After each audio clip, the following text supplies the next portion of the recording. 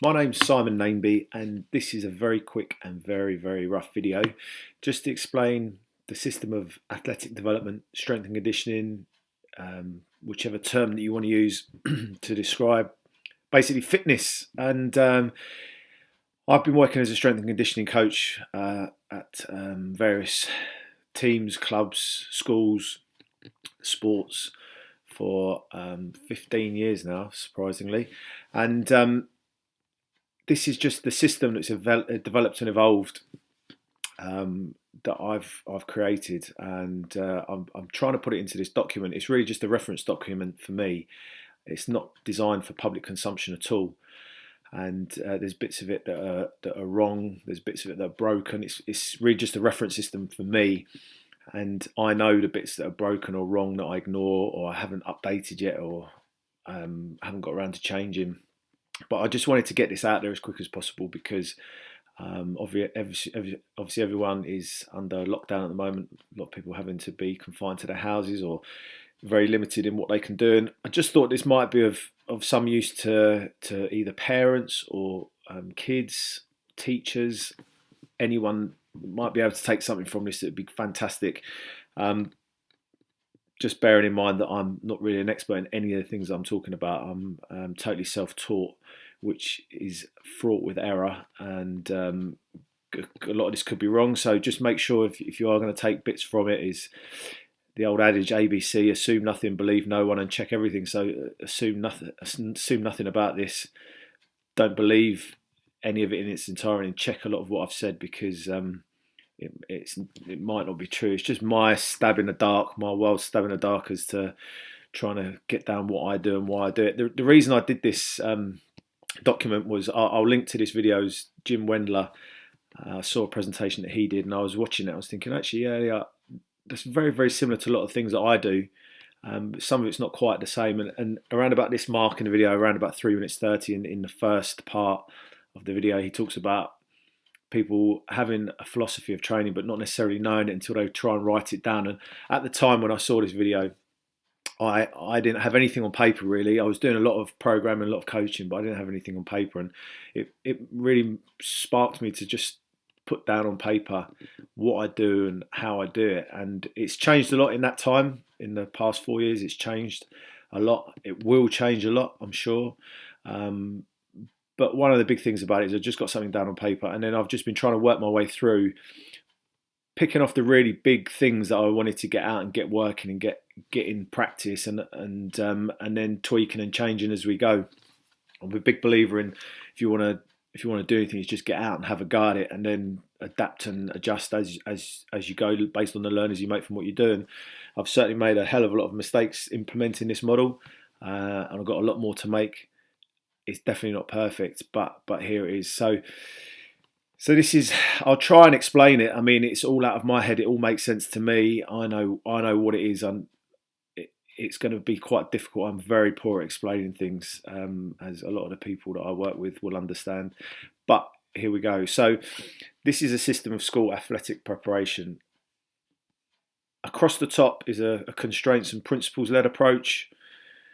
This is the way in which I see any of my sessions working, is that we will do some sort of raising activity, raising the pulse. So these are the types of things we'll do to raise the pulse. Some mobility work. We'll jump and we'll throw before we do speed and agility, before we do strength or movement pattern work, before we do conditioning, and these are the sort of tests that we look at. So this is really designed to be a bit of a menu. For example, there's the ramp model: raise, activate, mobilize, potentiate, and I just didn't really like the activate and potentiate, so I just dropped it out. So this is the kind of thing that I've been doing. It's all stolen from other people. It's very poorly referenced. You'll see definitely things in here. This is all from Kelvin Giles. I haven't referenced that. It's not really designed for public consumption. So if you see things from other people, or you see your own work in here and it's not referenced, I really apologise. I will try and make sure that I reference it as I go through, but yeah, there's things that are just totally stolen from other people and lumped in here. There's a few things just lumped in here for the time being, until I work out how to get around to doing it, and with not really any reference as to how that could happen. But it is what it is. This is very rough and ready. I'm just sticking it out there to see if people can take something from it. So yeah, we'll do some sort of raise and mobilise. And then it could be that we're just going to do a speed and agility. So we'll do a bit of raise and mobilise and some speed, or we might do raise, mobilise, jump, speed, and a bit of strength. It's the sort of order in which that we do things. So this I'll just talk through it as a whole. So it's the overarching approach is a constraints and principles led approach. I'll talk about that in a little bit. And it's underpinned by psychological characteristics of developing excellence, which is something that I've just really started to bring in this year, to be honest. I've also put in here Rodri Lloyd and John Oliver's models as a bit of a guide of what we should be doing and when. And then over here, sitting very awkwardly off to the side, and this is something I haven't got to, is my friend I'm Sporticus. He's on Twitter at IMSPORTICUS. I'm Sporticus, and this is trying to get. I'm going to try and work out how we can get an effective social, physical, and cognitive approach to this whole model. But that's sitting off to one side at the moment. It doesn't fit well into the model. I haven't tried to work on that at all. The reason I haven't done anything with that is because I'm really concentrating on getting all the big rocks in place at the moment. I'm still sort of playing around with that. I've been at Framlingham College for 2 years now, and it's really cemented a lot of the ideas that I've been working on. I personally feel like I'm seeing some good results from it. So that's the overall model itself.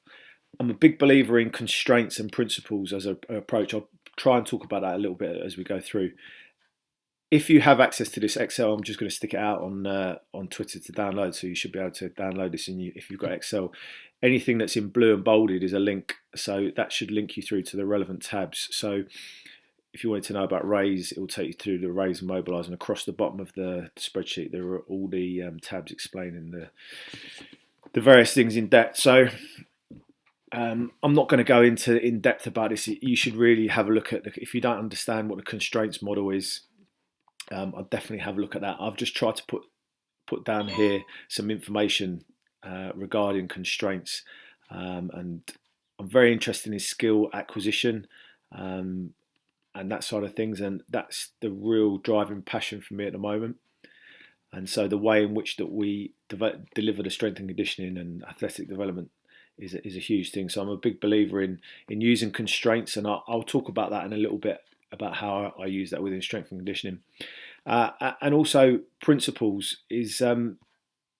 principles-led approach is a really important thing to me, because it helps us to determine what we're going to do. And one of my favourite quotes is methods are many, principles are few. Methods often change, principles never do. So if you've got really good, strong principles, it's easy for you to make decisions, and you can use whatever methods you want. There's a lot of argument in strength and conditioning. Well, there used to be, certainly, about methods, about should you use Olympic weightlifting, should you be using bands and chains, all these different kinds of things.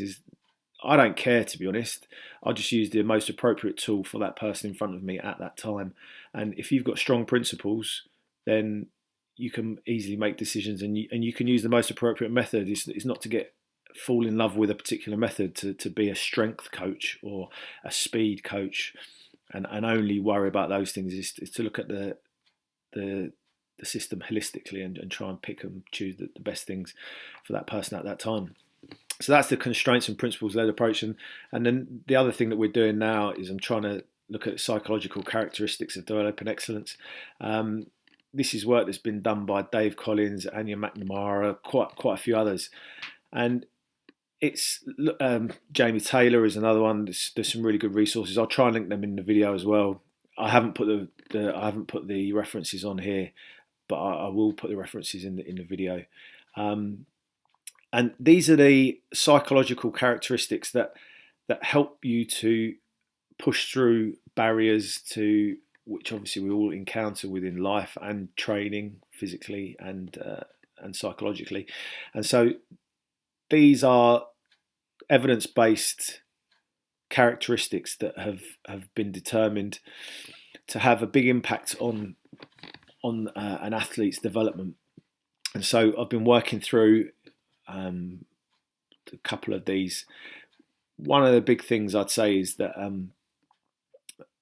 when I first started coaching, I tried to do too much in too short a space of time. And one of the things I'm trying to do now is pick one thing and do it really, really well. So we've got this whole system here, but at the moment I'm only really concentrating on really pushing hard on one or two aspects of it, in the hope to get that cemented into the kids, and then from there we can start to develop on the other aspects. And so with PCDEs, I didn't want to chuck all of these at them, so we've just picked a couple, and we've been working on them in various different ways. I can't really go into all of the stuff that we've been doing. It would be too big to do, but I two of the biggest things that I saw as that I wanted to work on were commitment and focus and distraction control. So we spent a whole term working on commitment and just talking all around strength and conditioning about what it means to be committed, what it means to them individually to be committed, as a group to be committed. And it was very much to do with the personal circumstances. So just understand that a lot of what I've done here is really to do with personal circumstances and the issues that I was facing at the time or am facing right now. And so we spent a whole term on commitment, and then we've now moved on to focus and distraction control. I think I was talking to Sporticus about it, and I think probably a good one to start with would be quality of practice. Is what is quality practice? What does it look like? That's, to me, seems to be something that encompasses all the rest. So if you started with quality practice, what is it? What does it look like? What does it look like for you? I think you could be able to get into these. But one thing I'd say is just pick one thing and do it really well. Cement that in over a long period of time, like 20 plus weeks, and then you can start to layer the other aspects on top of that.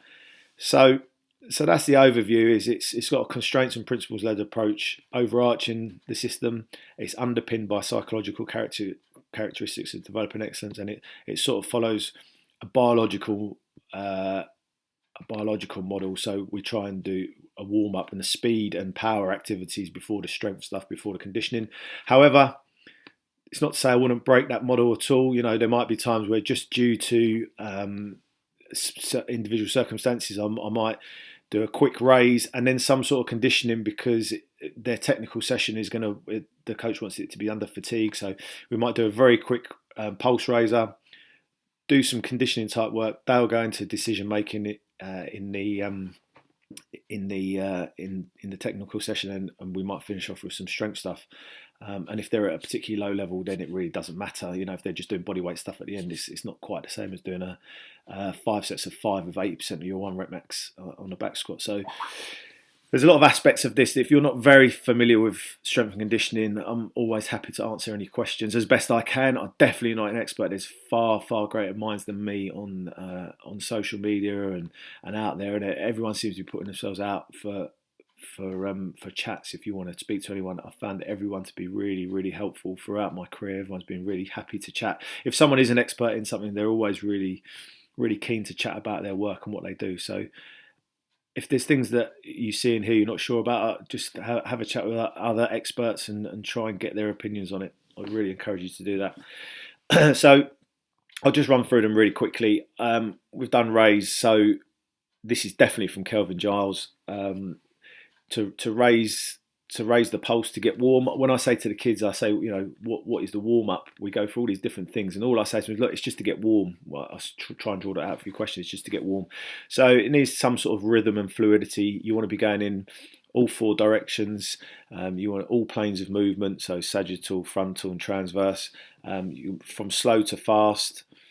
I'm going to just move that out because that doesn't make sense. And then we do like walking, running, skipping, extensive plyos. We've been using a lot of extensive plyos, which is basically easy plyometrics. So it's not technically a plyometric if you're looking at the strict definition of it, but it's just easy hops is extensive plyos. I've been doing a hell of a lot of that with the kids. I found that really, really useful to develop rhythm, fluidity. We can go in all directions, can go in different planes of movement, and I found that really useful. At the moment, my speed program is really, really basic, and that is to do with the circumstances that I'm in with the people that I'm working with and what I've got available to me time-wise and all that kind of thing. And I found extensive plyos to be a really, really useful thing. So here I've put a list of all the raising type activities and a list of all the mobilizing type activities. So like a walking series is the things that you do while you're walking. So there's some speed drills there, half A march, B march, that kind of thing, lunges. We might do these to warm up.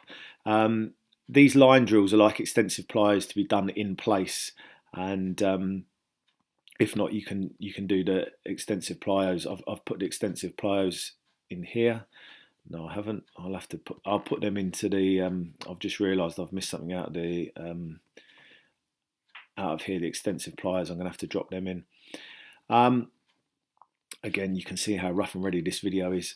So, if you don't know what any of these are, if you just click on the video, click on the link, it will take you to a quick video. So I've managed to video everything. So this is just him doing a 2 feet linear. So it's like almost like an extensive plyo. So these are types of raising activities, and these are mobilising activities. So I'll talk a little bit later, but we've developed 4 stretches that we get the kids to do, and I'll talk about why we did that. But for example, one of the stretches that we do is the dynamic mobility exercises is the spine roll. So we just get them to do a spine roll. So that's in there. So all of these are all videos. So we do our raise and mobilise. So mobilising dynamic flexibility. If we need to do static PNF stretching, I was going to do some videos on micro stretching, some videos on hurdle drills, animal movements. These are all things I'm going to come to, but we just haven't really got into much. So the next thing would be jumping and throwing. So this is the extensive hops that we were doing in jumping. So you've got extensive and intensive, so easy and intense hard throws. So you do different types of throws. Extensive jumps and throws might be done more in a warm-up or in a conditioning. Intensive we've done early on in the session to develop power. We aim to develop power. We can do jumps, single leg, double leg, alternate leg, box jumps, broad jumps, drop jumps, plyos, hurdle jumps. And the same with throws. They can be done extensively, intensively with med balls, single arm, double arm, forwards, overhead, sideways, crossover, backs. And again, I was going to do videos for all of these. I just haven't done them yet. These are the extensive hops that we use. Extensive hops is probably a better thing to call them than extensive pliers. But we do a lot of this with warm-ups, and this is something that it helps to develop a little bit of conditioning in the lower limb. It's pretty amazing actually when I do these. I just do them over 10 metres with a break, with a walk back recovery between each drill initially. And a lot of people really struggle to do these just over 10 metres once with a walk back break. And in the end, we get them doing it over 20 metres 2 or 3 times with no breaks. So they'll go forwards, backwards, sideways, 1 leg, 2 leg, and it develops quite a good bit of conditioning in the lower limb, and develops a little bit of rhythm and fluidity, etc. So they're the kind of jumping and throwing activities that we do. In terms of speed and agility, again, I'm not going to read all these out. You can have a little look. There's not much in here because I haven't filmed any of it, but these are the kinds of things I do. You'll see a sample speed session in a minute in the other document, and I tend to do that a lot from the press up position with the kids that I'm working with. Just it puts them in a good place to be able to accelerate, to push away from the line to get into acceleration. So we're doing a lot on acceleration and decelerations. This is really where the document started for me. This was the first thing I got down, was like a system of strength, and then I've layered everything else on around it. But this is probably what might be most interesting to most people, and that is the strength and movement pattern work. So I'll just zoom in. So this is definitely from Kelvin Giles. So I've developed levels. So there's 6 basic things you can do: squat, push, pull, hinge, lunge, twist, and brace. And so I developed a series of levels with a test that I have to earn the right to progress. It goes from static to dynamic, slow to fast, simple to complex, small to large amplitudes, unloaded to loaded. So when I first started working, a lot of the kids I was working with, obviously younger kids, we would do bodyweight stuff, and I had this as level 1 would be like a bodyweight squat, a press up, etc. That was until I realised that for most people, a bodyweight squat and a press up is not a level 1 exercise. Quite a lot of people couldn't actually do those things, whether it be for a lack of strength or a lack of balance, a lack of movement awareness. And so in the end, I ended up having to put more levels in. So a lot of the bodyweight stuff is actually level 3. So we've got the movement patterns down here, and they go across from like level 1 all the way up to level 10. I mean, I haven't really got any level 10s in there. I should probably just take that out. But so if I get someone come into the gym, I'll just say, right, show me a bodyweight squat. And if it's really, really bad, then we'll regress that down to a wall squat or a box squat and a 2 foot up, 1 foot down bridge. If they've got real strength problems or rehab problems or whatever, they might even just be doing a wall sit and hold or a supported deep squat hold to be able to allow them to develop the strength in order to be able to do a wall squat, in order to be able to do a bodyweight squat. So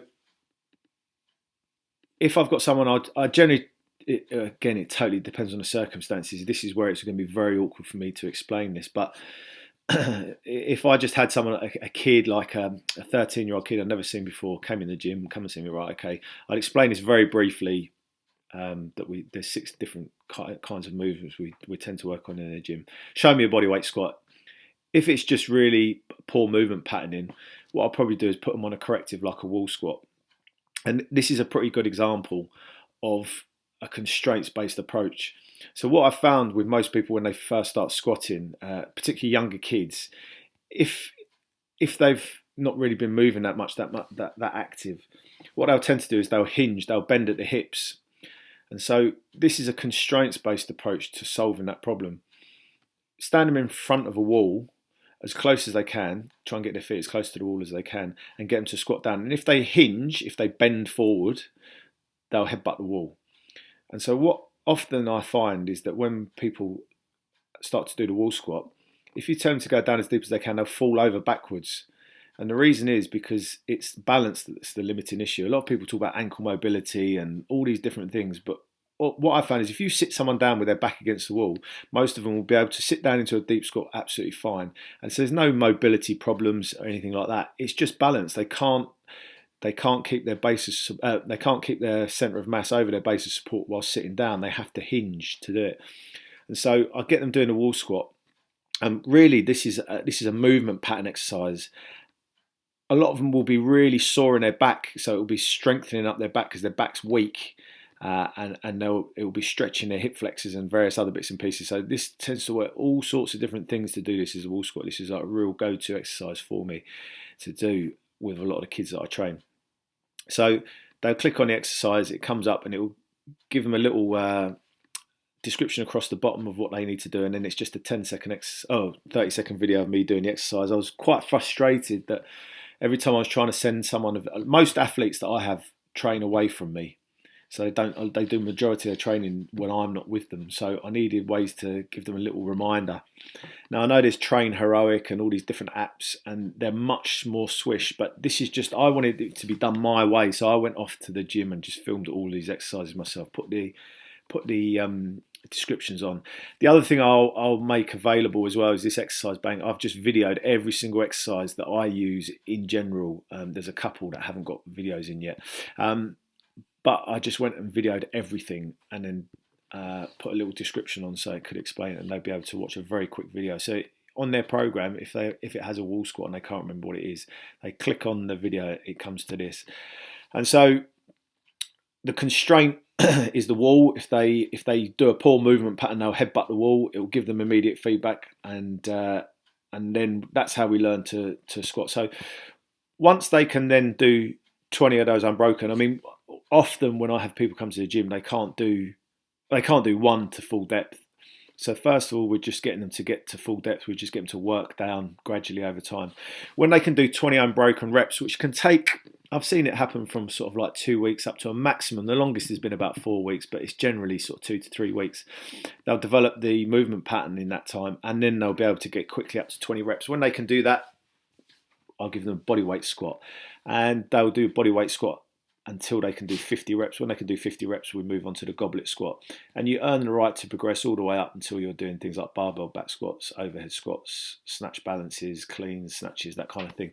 So it goes from very simple, very slow, even static here. A wall sit and hold is literally just sitting against the wall and just developing some leg strength. So if we've got athletes that have got injuries or very deconditioned for whatever reason, this will develop a little bit of leg strength. for them to be able then to move on to the wall squat. So it goes literally from static to dynamic. There's levels with a test. They go from slow to fast, simple to complex, etc. So that is the whole strength and movement pattern system. And basically what that looks like is, this is the document I gave away to the kids, and I'm going to sort of make freely available, is that I've put all the level 1 exercises into one document. So I'll talk about the warm-up in a minute. But then these are all the level 1 exercises. So they go through this as a circuit. Is they'll do the wall sit and hold for, say, 30 seconds. They'll do some wall press-ups for 5 or 6 reps, ITM raises, bow, split squat, etc. So they're going to squat, push, pull, lunge, twist, bend. They'll do all those exercises as a circuit. And then just each next session they come, that will be 35 seconds. So they'll just add 5 seconds to what they did. They'll do 7 reps instead of 6 reps. They'll do 7 reps instead of 6 reps on there. And they'll work their way up, each time adding a little bit until they can pass the competency test. So there's a couple of different circuits. So within level 1, there's 1 circuit, 2 circuits, 3 circuits. So they start off really easy. I'm a big believer in starting very easy and just adding a little bit each time. So when I say to the kids, the way I sort of say that is that if you're going to eat a whale, it's a lot of little bites. So we just start off something nice and easy and just keep taking chunks out of it until you can pass a competency test. When you can pass the competency test, then you move up to level 2. Again, it's squat, push, pull, bend, twist, lunge. But now we've moved from a wall sit and hold to a wall squat, from wall press-ups to incline press-ups. And then these are all exercises at that level that are designed to take you up a level. So if you can't do a full body weight press-up, we get them doing incline press-ups, negative press-ups, until they can do 1 body weight press-up. And when you can do 1 body weight press-up, the next training session you will be a little bit stronger. You will be able to do 2, and when you can do 2, you can do 3, and we just sort of work up through there. There's various different ways that the circuits can be done. In terms of, you could do 20 minutes of the circuit, so you could just keep going through the exercises. So you go through circuit 1, circuit 2, circuit 3. How many times can you go through, say, 10 squats, 10 press-ups, 10 rows? How many times can you go through each of those in 20 minutes? Or generally what I do with the kids is I just say, just go through 1 of each circuit. So go through that circuit in order, then that circuit in order, that circuit in order. I like them to do between 3 and 4 circuits, so a little bit later on. Some of them, some of the levels, they only have 2 circuits, say, and they'll just do 1, 2, 3, 4. And that generally takes them about 20 or 30 minutes. I mean, quite a lot of the kids are under a lot of time pressure, so it doesn't take them too long to do it. It's not overly fatiguing them, and it's the minimal effective dose. They can actually get a good progress through doing that just with a fairly minimal amount of work. So it's just 4 circuits, 20 to 30 minutes, and they'll be able to progress each session to each session. And the kids have been doing really well on it. It's really been working well. And the thing that I've found is that if they go through this level system that I developed, I was hoping that this would work, and it appears to be working for me, certainly because of the way I coach within it, which will be lost in this if it's been done remotely, because these are set up in a specific way, is that the wall squat tends to sort out their movement pattern so that then they can body weight squat with good form, with very little intervention from me. Again, implicit learning, skill acquisition principles that I'm not going to go into here. I talk about it a lot on my Twitter, but it means that when they come to doing their bodyweight squat, I'm not having to constantly cue them about their knees and their feet and everything else. And so then when we load them up with a goblet squat, so we put a dumbbell onto the kids for them to start to get a little bit of load, their movement patterns are good, and there's very little that I need to say. And by the time that they then go through to do a barbell squat, I've had lots and lots of kids this year that have been working very hard on the body weight and dumbbell stuff. They've all started doing barbell back squats this year, and there's virtually nothing for me to say to them. I just keep my mouth shut. There are minor discrepancies that I've noticed have been sort of sorting themselves out without me really having to say too much, but their feet are flat, knees in line with toes, back's flat, and it's all been working very well in that respect. So the system has been flowing through very nicely. If I can get kids to go through, I was slightly concerned they'd find it a little bit boring, but the progress has kept them interested in the program. So the fact that they couldn't do a wall squat. A lot of them find it very frustrating, that exercise, and there are elements that I coach them through. Is like just trying to get a little bit of depth without falling over, and trying to work that depth a little bit lower, a little bit lower. They find that a little bit addictive, and they want to be able to be able to do the exercise first, and then they want to be able to get this 20 reps in. They find that a little bit addictive. Where I'd like to go with this again is looking at skill acquisition. Would be interleaving and spacing. So the various different things that you could do is like you might do 1 rep of wall squat, or like just 2 or 3 reps of wall squat, 2 or 3 press ups. You might roll a dice. So if you numbered these exercises from 1 to 6, roll a dice which exercise you're going to do, and then roll a dice for the number of reps you're going to do, and then so you might have, that's a bit of variability of practice. You might have a bit of interleaving. Again, these are all concepts you should probably have a little read around. It's not something I'm going to get into. This video is already going a lot longer than I was sort of intending or hoping, but that would be the way that it would go. So for people training at home, the simple thing I would say is just start working through these circuits in order. So do squat, press, pull, bend, lunge, twist, and then squat, push, pull, bend, twist, lunge. And just do that 2 or 3 times, or just do it for 20 minutes or 30 minutes or whatever, and start at a very easy level. So if the target is 20 reps, you might literally start with them just doing 3 sets of 2 reps, and then building on a rep each time, and the progress will help. So again, similar to what I did, is just dive in and have a go at these exercises, and you should find your own way of doing it, because you're not going to have my way of doing it. So they progress through from literally static exercises all the way through bodyweight exercises. In here we start to use a little bit of equipment. We've got some TRX or rings that you can use to start to get some pulls in. Then we start to get into barbells and things like that. So we've got a goblet squat in here straight away. Something I've seen that's broken. Barbell hinge ideal. I don't do that at level 4. Actually, I would use dumbbells there. That's something I need to change, that I do in practice, but I just haven't changed on the sheet. I wouldn't expect someone at that level to be doing 60 kilo on a barbell hinge for their competency test. That was something I stuck in when I first ever did the document, and I've not got around to changing. So they sort of work their way through from very, very static, very low level, through body weight, start to use some dumbbells, and then I've been using this dumbbell circuit really successfully. Again, it's squat, push, pull, bend, twist, lunge. They can do them in any order, but I generally tell the kids to go through, do circuit 1 in order, so they'll squat, bench, lunge, row, hinge, twist, plank, and then they go on to the second circuit, go through those exercises, back to here, through these, back to here, through that. So they'll do 4 circuits, 1, 2, 1, 2. Or if they want to do, they can do 1, 1, 2, 2, or 2, 2, 1, 1. However they want to do it, that's entirely up to them. We start very light. I'll start them with 5 or 6 kilo dumbbells. They always do it for 10 reps, and then they just work their way up. And at the end of that, you'll find most of the kids can do a 20 kilo goblet squat with 10 reps with good form, and that allows them to go onto their barbell strength program. So this has been working really, really well for me at the minute. This is the barbell strength program we're using with the hockey boys. This term has been hockey. There's a variety of reasons the way that this is set up the way it is, that there isn't a deadlift in it, which I would normally have in there. I mean, most people won't probably have access to a barbell, and if you do have access to a barbell and weights, I would have thought you probably know what you're doing enough that I probably don't want to talk about that too much. I would have thought more of the interest for this video is really in the lower levels of it. So again, this is the document that I've given out to the students at Framlingham to be getting on with, so they can sort of pick and choose themselves amongst their levels. I've explained a speed session on here, and this is just to try and get across some of the principles of how we do a speed session. So we've got our extensive plyometrics that they would do.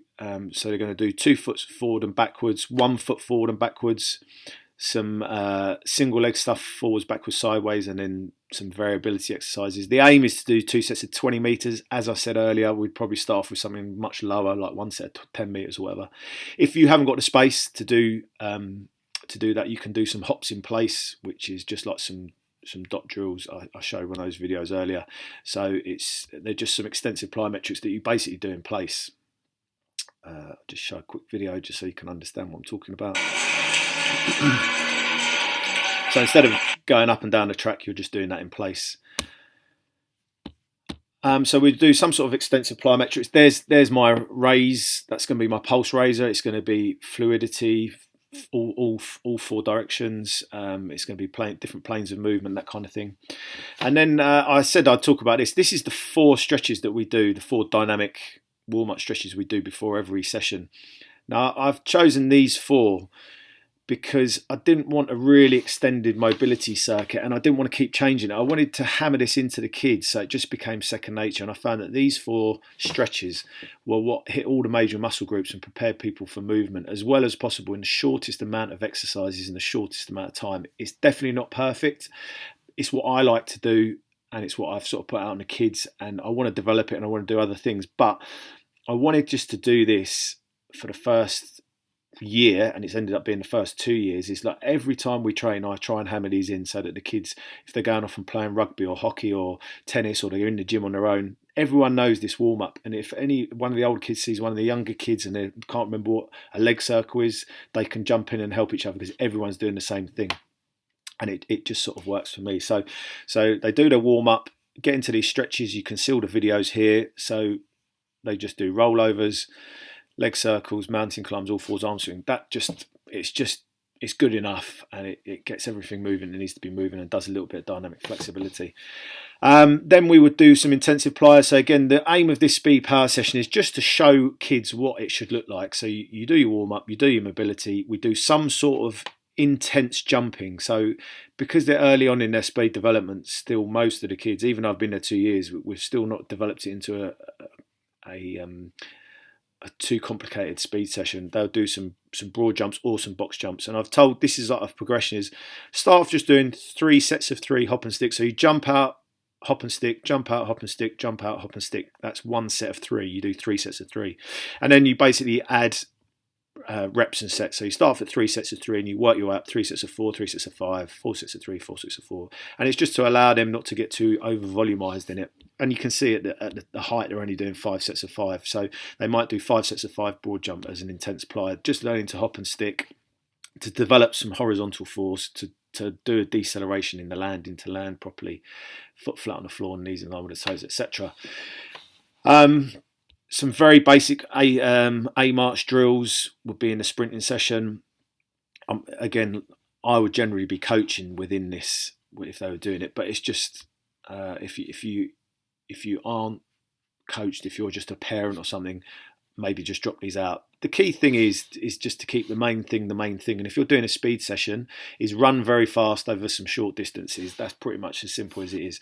The biggest thing that I would say is that most people's speed sessions are way too fatiguing, and there's a very simple rule of thumb. I cannot remember where it came from. I think it might be Charlie Francis, someone like that, but it's basically that we rest 1 minute per 10 meters travel. So if we're doing 10 meter sprint, we'll rest 1 minute between each rep. If you're doing 20 meters, we'll rest 2 minutes. If you're doing 30 meters, we'll rest 3 minutes. Again, here's a progression. So they warm up, do their stretches, whatever box jumps or broad jumps they happen to be on for that day. So they were doing 3 sets of 5, and then they would do five repetitions at 10 meters, and they'll rest 1 minute between each rep, and then the next session they'll go to 6, and the next session 7. If we were doing 20 meters, you're going to do a lot less, and 30 meters you do a lot less volume. I think roughly the guidelines are you probably shouldn't do more than 250 meters of total cumulative volume in a sprint session. So again, it's just a principle I tell the kids is make sure you rest properly in between, and make sure you don't do more than 250 meters of total volume, and then they can work out what they want to do within that.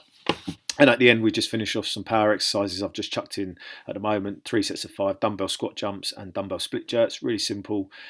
So they just get some dumbbells and try and move the weights as quickly as they can. So warm up, dynamic stretch, some intensive jumping. Pliers is not the right word. Again, just makes sense to me.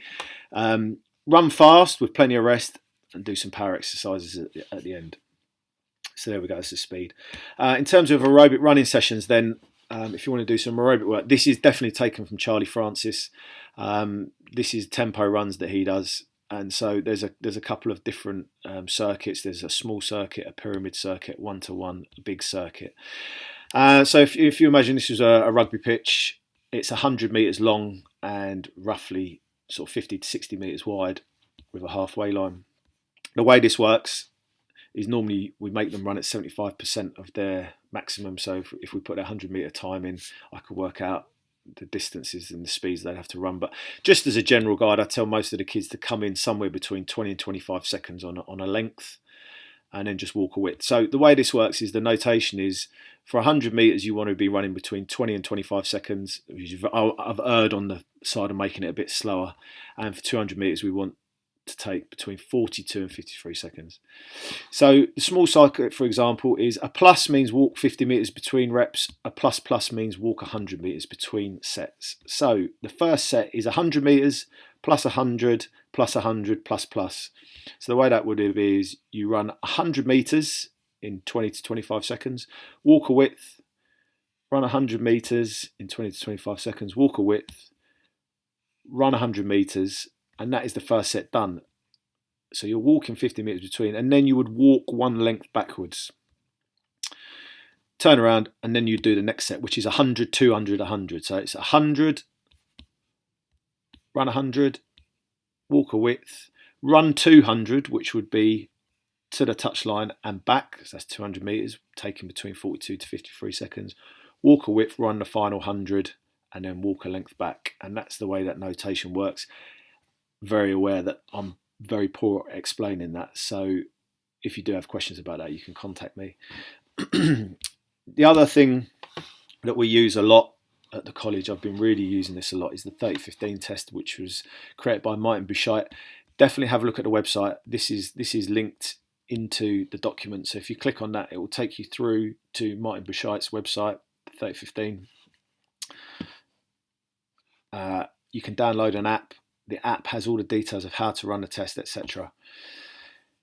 So we've been using this a lot for our aerobic work. It's been fantastic for us because we have a test that we can measure, but it's very good for prescribing the work that we want to do.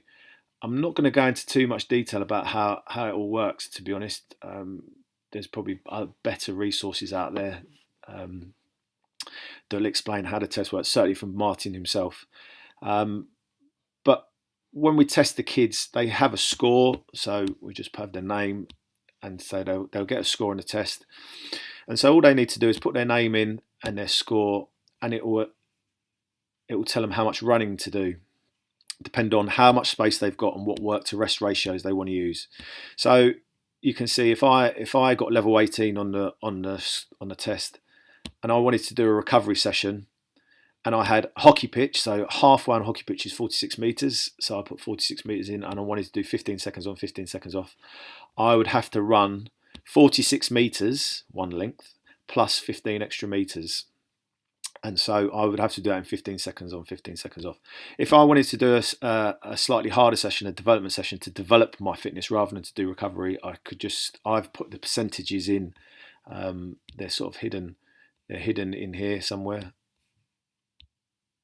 I don't know where I've done it, but I've hidden the percentages in there. So if you choose a development, you will now see that you have to run a little bit further because you want to develop your aerobic fitness. You can maintain your aerobic fitness, or you can do a very hard development. So basically that is, I think that's 90%, 95%, 100 and 105% of your max. That probably doesn't make any sense if you don't know what that is, but this is really for people who've got a little bit more experience in strength and conditioning. But that's the way it works, is so that anyone can just go in. Say I do the training, I get a little bit fitter, I can go up to level 20 and it'll adjust everything for me. These are on a drop down box, so if I want to do 20 seconds on, 20 seconds off, I can do it. That will change. 30 seconds on, 30 seconds off, that will change. And then I've put some guidelines here. So if you're doing 15 seconds on, 15 seconds off, you're going to want to do either 10, 12 or 14 runs, which will take you 5, 6 or 7 minutes because it's 2 runs a minute. 20 on, 20 off, we'd do 10, 12 or 14, and 30 on, 30 off, because it's a lot longer, you'd only do 5, 6 or 7 runs.